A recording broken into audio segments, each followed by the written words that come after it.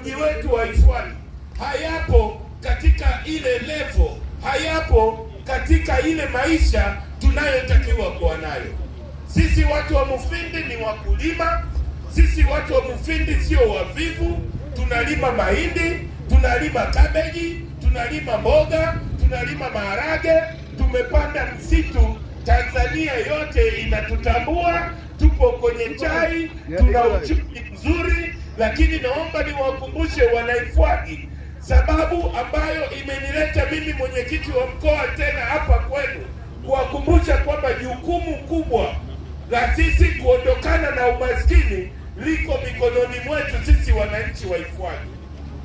Jukumu sio la Mheshimiwa Heche.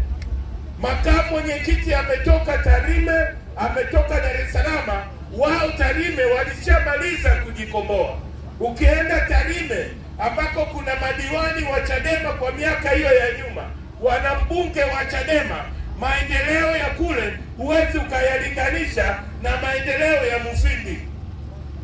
Mufindi tunawekewa viongozi, hatuchagui viongozi. Uongo kweli? Jamani, uongo kweli? Mnawachaguaga hawa viongozi wote kwenye vijiji vyetu? Tunawachaguaga madiwani kwa moyo wetu kweli? Au na hata mbunge si tunawachagua kwa sababu wanatusomba kwenye magari, wanatulipa posho twende kwenye mikutano yao, wanatuhonga tuwapigie kura? CCM ilishakata pumzi toka mwaka 2015. Majimbo kama ya Mufindi kaskazini, maeneo kama Ifwani ndio mnaoendelea kuwapa pumzi. Mnanielewa ndugu zangu? Sisi ndio tunaoendelea kuwapa pumzi. Muda umefika watu wa Ifwani na nyie muamue kwamba muheshimike, na mtaheshimika iwapo mtakataa kwenda kupiga kura mpaka pale ambapo sheria za uchaguzi zimebadilishwa. Tuko pamoja jamani? Ifwani mpo? Peoples, mnanielewa? Chadema tumekuja kuwaleteeni ujumbe wa no reform, no election. Yani hakuna mabadiliko ya sheria za uchaguzi, hakuna mabadiliko ya tume huru ya uchaguzi. Basi Watanzania, sio Chadema, naombeni na nyie mbebe, Watanzania hatutashiriki kwenye uchaguzi, hatutashiriki kwenye mikutano ya CCM, hatutashiriki mikutano ya serikali mpaka serikali iamue kukaa chini na Chadema, ikae chini na vyama vingine, ikae chini na vyombo vya dini, ikae chini na Watanzania, tukubaliane kwamba tubadilishe tume. Hatuwezi kuwa na tume ambayo wote wanachaguliwa na mwenyekiti wa CCM taifa. Hatuwezi kupata haki iwapo rais ndio anayeteua tume.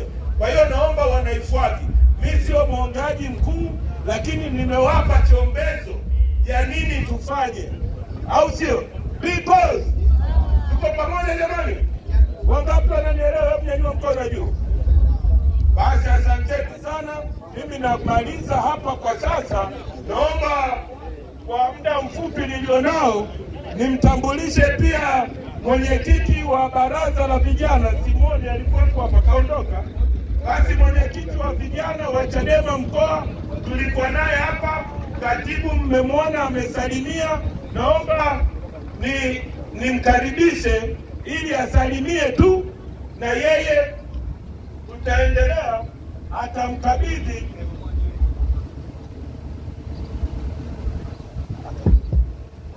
Poa, bae naomba niukaribishe katibu wa BAWACHA kanda.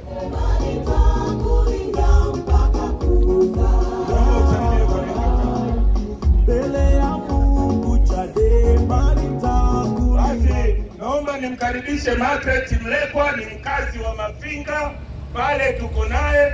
Alikuwa mfanyabiashara, alifanya kazi sana kwenye misitu, kwenye viwanda, ni mjasiriamali, lakini ni kiongozi wetu kwenye kanda ya Nyasa, anasimamia wanawake katika mikoa 5. Karibu sana katibu. Naona hapa kuna wanawake wachache, najua utawagusia kidogo, alafu utamkabidhi mwenyekiti wa vijana taifa. Karibu.